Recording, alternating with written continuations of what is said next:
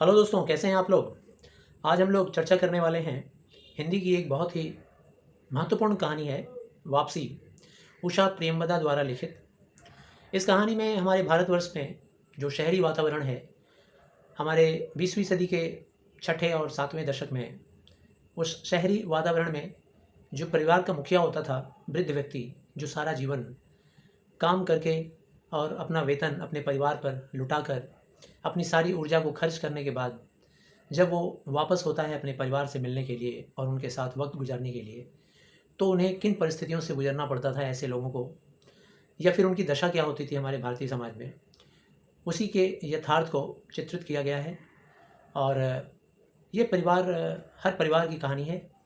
ऐसे कहानियों को उजागर करने के लिए, इसके थीम को उजागर करने के लिए हिंदी मूवीज़ भी बहुत सारी बनी हुई हैं। राजेश खन्ना की आप देख सकते हैं, स्वर्ग है, फिर राम अवतार मूवी है, और अमिताभ बच्चन का बागवान है। ऐसे कहानियों में आपको ये चीज़ मिलेगा कि बूढ़े बुजुर्गों का क्या दशा होता है परिवार में रिटायरमेंट के बाद। तो देखिए, कहानी को हम लोग आगे ले चलते हैं। कहानी के प्रमुख पात्र गजाधर बाबू भारतीय रेलवे में सेवा में थे कई वर्षों तक, 35 वर्षों तक। सेवा से निवृत्त होने के बाद, यानी कि रिटायर्ड होने के बाद, अब वो वापसी कर रहे हैं अपने परिवार के मध्य। परिवार में उनकी पत्नी है, उनके बच्चे हैं। उनके पास वापस जाने की एक्साइटमेंट में बहुत ही उत्तेजना में भरे हुए हैं और उनका सामान पैक कर रहा है उनका बरसों पुराना नौकर, जो उनके खाने का देखभाल किया करता था, उनके स्वास्थ्य का देखभाल किया करता था। तो वो नौकर गणेशी है और गजाधर बाबू के सामान को वो पैक कर रहा होता है। गजाधर बाबू अचानक ध्यान देते हैं कि एक छोटा सा डब्बा रखा हुआ है उनके सामानों के बीच। 2 बड़े बड़े बक्से हैं, फिर एक डोलची है, बाल्टी है, बिस्तर बांधा जा रहा है रस्सी से। गणेशी बांध रहा है ये सब कुछ। तभी पूछते हैं गजाधर बाबू कि ये डब्बा कैसा है। गजाधर बाबू के पूछने पर गणेशी कहता है कि मालिक, ये हमारी पत्नी ने कुछ बेसन के लड्डू आपके लिए रख दिए हैं रास्ते में खाने के लिए, और हम नौकर लोग आपका क्या मदद कर सकते हैं बाबू। और वहाँ जाकर हमें भुला मत दीजिएगा, हमें याद किया कीजिएगा, आप लोग तो ही हमारे सहारे हैं। ऐसा वो नौकर कहता है। ये सुनकर गजाधर बाबू को ऐसा लगता है जैसे बरसों का स्नेह, बरसों का प्रेम भरा, दुलार भरा, केयर भरा हुआ कोई अपना छूट रहा है पीछे। लेकिन गांव जाने का, या सॉरी गांव नहीं, शहर में जो उनका घर था वहाँ जाने का, अपने परिवार के बीच वापसी होने का उनका एक अलग उत्तेजना था। उन्होंने कहा कि गणेशी, कुछ ज़रूरत हो तो ज़रूर चिट्ठी में लिख कर भेजना हमको, मैं तुम्हें तुम्हारी मदद करूँगा।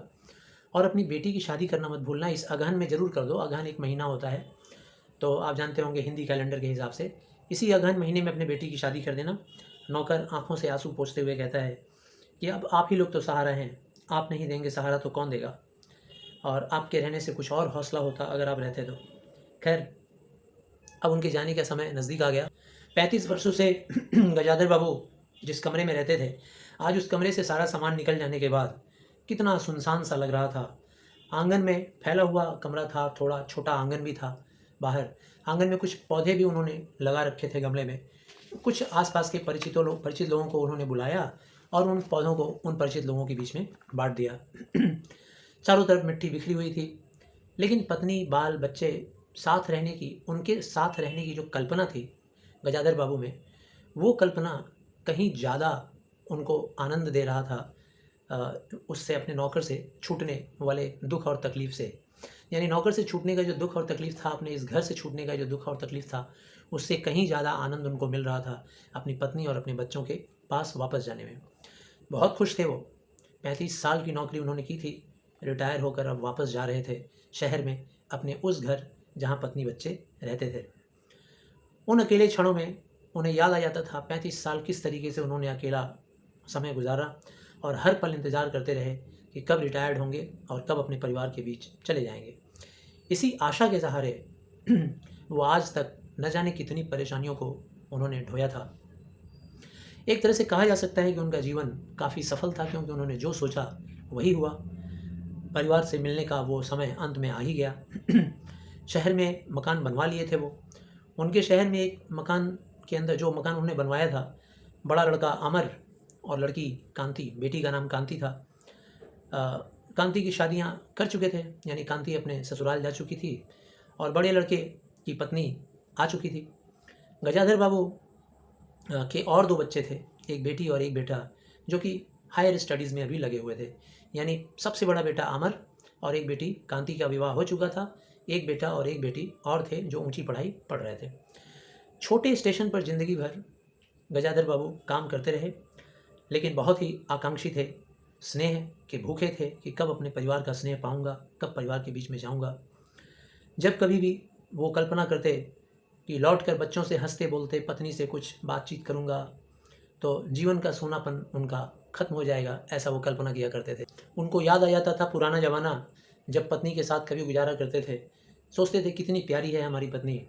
जब मैं काम से लौटता हूँ तो चाहे कितनी भी गर्मी हो, कितनी भी पसीने में परेशान हो वो, लेकिन बैठ कर मेरा इंतज़ार करती, मेरा राह तकती और मेरे लिए चूल्हे को जला कर रखती, उतनी गर्मी में भी, ताकि मैं आऊँगा तो मुझे गरम गरम रोटियाँ सेक कर खिलाएगी। कितना दुलार था उसके अंदर।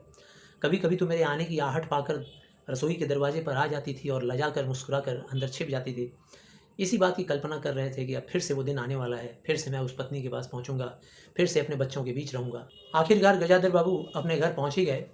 धीरे से जूता खोला और अपने सामान को रखकर अंदर प्रवेश कर गए। जब अंदर आए तो अंदर से काफ़ी शोरगुल कह कही की आवाज़ सुनाई दे रही थी।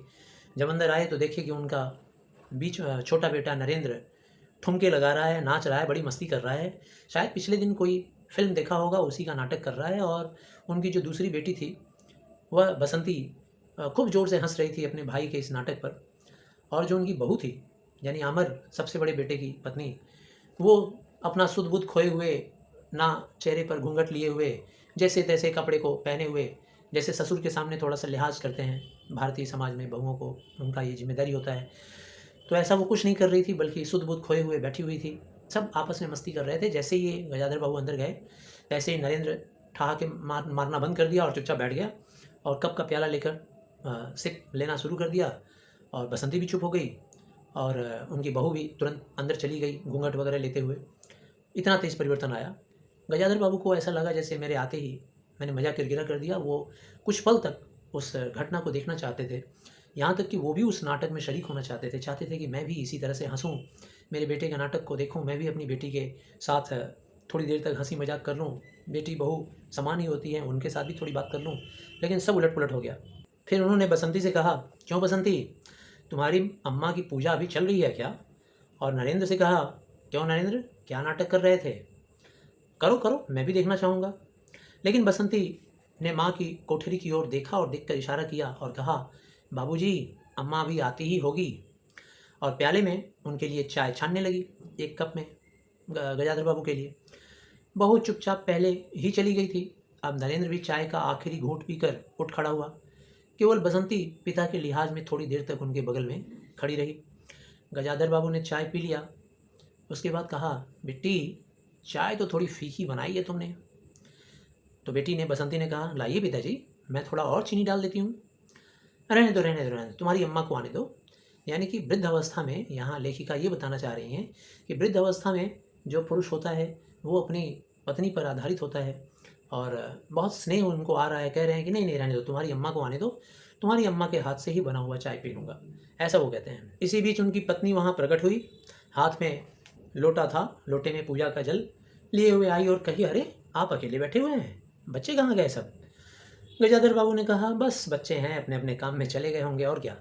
उन्होंने कहा, अच्छा अच्छा। फिर रसोई में देखा तो बहुत सारा जूठा बर्तन रखा हुआ था। तो कहती है, इस घर में धर्म कर्म तो है नहीं, अब पूजा करके आओ और चलो अब रसोई में घुस जाओ। उसके बाद नौकर को बुलाती है ज़ोर से। जब कोई आवाज़ नहीं आता है तो दोबारा बुलाती है। फिर भी कोई आवाज़ नहीं आता है, तब कहती है गजाधर बाबू की तरफ देखते हुए, लगता है बहू ने कहीं भेज दिया है। और चेहरे पे काफ़ी नाराज़गी नज़र आ रही है उनकी पत्नी के। गजाधर बाबू फिर अपनी पत्नी के साथ बैठे और चाय नाश्ते का इंतज़ार कर रहे थे। तभी अचानक उनको याद आ गया अपने वो रेलवे क्वार्टर वाला जो अपना गणेशी था नौकर। याद आ गया कि आज तक कभी गणेशी ने सुबह के नाश्ते में हमको देरी नहीं किया। सुबह सुबह एकदम जलेबियाँ तैयार और चाय भी ऐसी बनाता था जैसे मलाई मारकर 2.5 चम्मच चीनी का मीठा चाय। कितना भी पैसेंजर ट्रेन भले ही आने में लेट हो जाए, लेकिन मेरा नाश्ता कभी लेट नहीं होता था। आज यही बैठे बैठे सोच रहे थे और इधर पत्नी शिकायतों पे शिकायतें किए जा रही है, कह रही है सारी ज़िंदगी मेरी बीत गई है कर्म कूटते कूटते, और न जाने कब सांस, मतलब न जाने कब फुर्सत मिलेगी, कोई हाथ बटाने वाला नहीं है। जिसको देखो सब अपने अपने काम में लगे हुए हैं और सारी जिम्मेदारियाँ मेरे ऊपर। फिर गजाधर बाबू ने पूछा, अच्छा बताओ, बहू क्या करती है घर में? उनकी पत्नी ने कहा, क्या करेगी, पड़ी रहती है। बसंती को तो बात ही मत पूछिए, वो तो बस अपने कॉलेज में ही व्यस्त रहती है। जोश में आकर थोड़ा पिताजी हैं ना, अपना पिता होने का वो जज़्बा दिखला रहे थे। उन्होंने तुरंत बसंती को बुलाया, आवाज़ दिया। बसंती भाभी के कमरे से निकल कर आ गई और उन्होंने कहा, बसंती आज से बेटा खाना तुम बनाना शाम को, ठीक है ना? और सुबह का भोजन तुम्हारी भाभी बनाएगी। बसंती मुँह लटका कर बोली, पिताजी पढ़ना भी तो है, सिर्फ खाना बनाने से कैसे चलेगा, पढ़ाई भी तो करनी है। गजाधर बाबू ने प्यार से समझाया, तुम पढ़ लिया करो बेटा, सुबह के टाइम पढ़ लिया करो। लेकिन तुम्हारी माँ बूढ़ी हो गई है, उसके शरीर में अब वो शक्ति नहीं बची बेटा। तुम और तुम्हारी भाभी, तुम लोग नौजवान हो, अब तुम्हारे ऊपर ये जिम्मेदारी है। तुम दोनों को मिलजुल कर काम में हाथ बटाना होगा, है ना बेटा? बसंती चुप रह गई। उनके जाने के बाद उसकी माँ ने धीरे से कहा, जब बसंती वहाँ से चली गई तो फिर गजाधर बाबू की पत्नी ने कहा, पढ़ने का तो बस बहाना है, कभी जी नहीं लगता काम में। कैसे लगे? वो बगल वाला जो शीला का घर है ना, बसंती की जो दोस्त है शीला, बस उसी के वहाँ हमेशा धमकी रहती है। और शीला के घर में सयाने सयाने लड़के हैं, बस वहीं चली जाती है, वहीं उसका इंटरेस्ट है। और क्या, अब मैं कैसे जाऊँ बार बार बुलाने, वहाँ सयाने सयाने लड़के रहते हैं, मना भी करो तो सुनती नहीं है। नाश्ता करने के बाद गजाधर बाबू घर के बाहर जो बैठक था, थोड़ा सा खुला जगह, वहाँ जाकर बैठ गए। घर छोटा था, उनके लिए ऐसी कोई व्यवस्था ही नहीं थी। अब कोई स्थान ही नहीं बचा था जहाँ गजाधर बाबू रह सकें। पहले से सारी व्यवस्थाएं सुनियोजित हो चुकी थी। जैसे किसी मेहमान के लिए कोई अस्थाई टेम्पररी जैसे अरेंजमेंट होता है ना, वैसे ही गजाधर बाबू के लिए, जो घर के मुखिया हैं, उनके लिए, जिनके वेतन से घर का सारा खर्च चलता है, उनके लिए बस वैसे ही टेम्पररी व्यवस्था कर दी गई थी। बैठक में जो कुर्सियाँ थी, कुर्सियों को हटाकर दीवार से लगा दिया गया और बीच में जगह खाली कर दिया गया। उसी जगह पर एक पतली सी चारपाई डाल दी गई।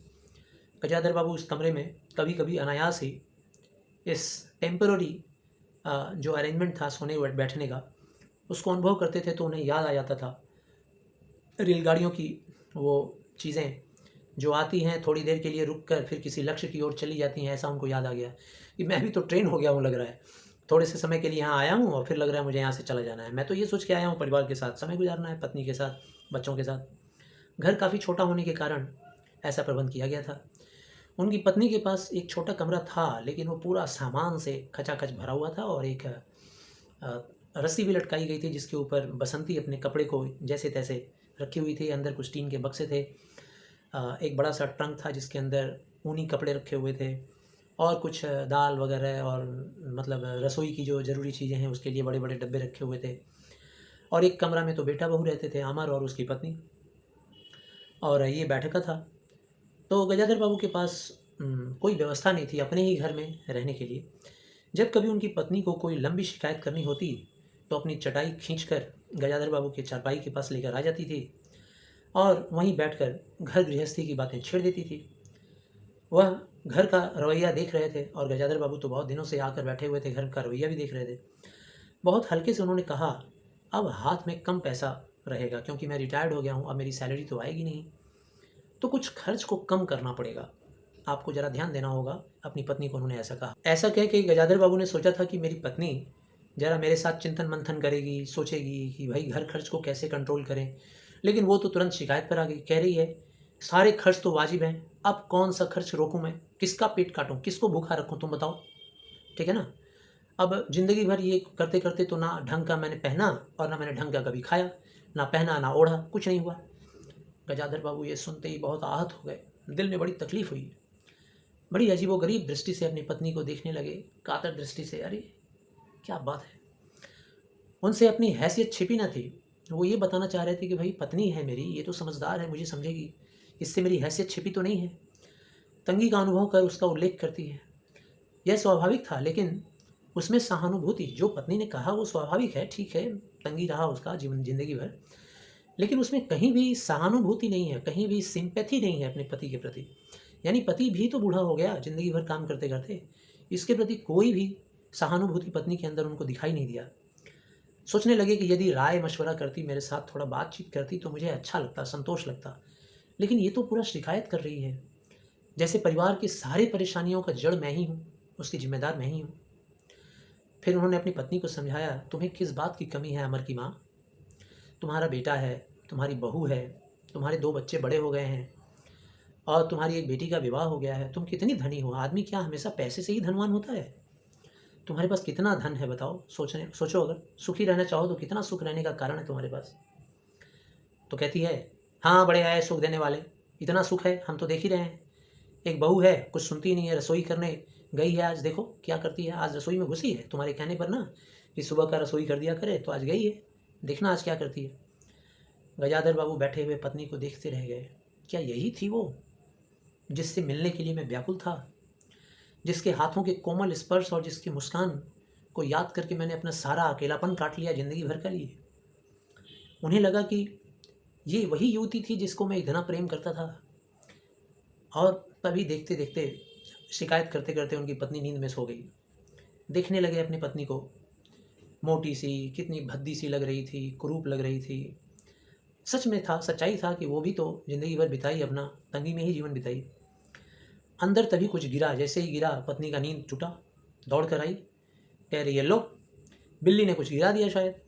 अंदर भागी, थोड़ी देर में लौट कर आई तो कहती है मुँह फुला कर, देखा बहू को, चौका रसोई खुला छोड़ आई थी और बिल्ली घुस कर दाल की पतीली गिरा दी है। अब सभी मुंह बाए हुए बैठे हैं खाना खाने के लिए परिवार के सदस्य, अब क्या खिलाऊं? ठीक है ना। तरकारी और 4 पराठे बनाने में सारा डिब्बा घी का उड़ेल दिया है। जरा सा दर्द नहीं है इस औरत को, बहू को थोड़ा भी दर्द नहीं है। कमाने वाला अपना हाड़ तोड़कर यहाँ चीज़ें लाकर जमा करे और ये चीज़ों को यूं ही लुटा दे। मुझे मालूम था कि यह सब काम किसी के बस का नहीं है, मेरे ही बस का है। गजाधर बाबू को लगा कि पत्नी कुछ बोलेगी तो उनके कान झंझना उठेंगे। ओठ भींच कर करवट लेकर उन्होंने पत्नी की ओर पीठ करके रात का भोजन बसंती ने जानबूझकर ऐसा बनाया था कि कौर तक निगला ना जा सके। उधर बेटी का जिम्मेदारी था रात का खाना बनाने का, तो वो ऐसा खाना बनाई जानबूझ करके ताकि कोई खाए ना और आज के बाद उसको बोले ना कि खाना बनाओ।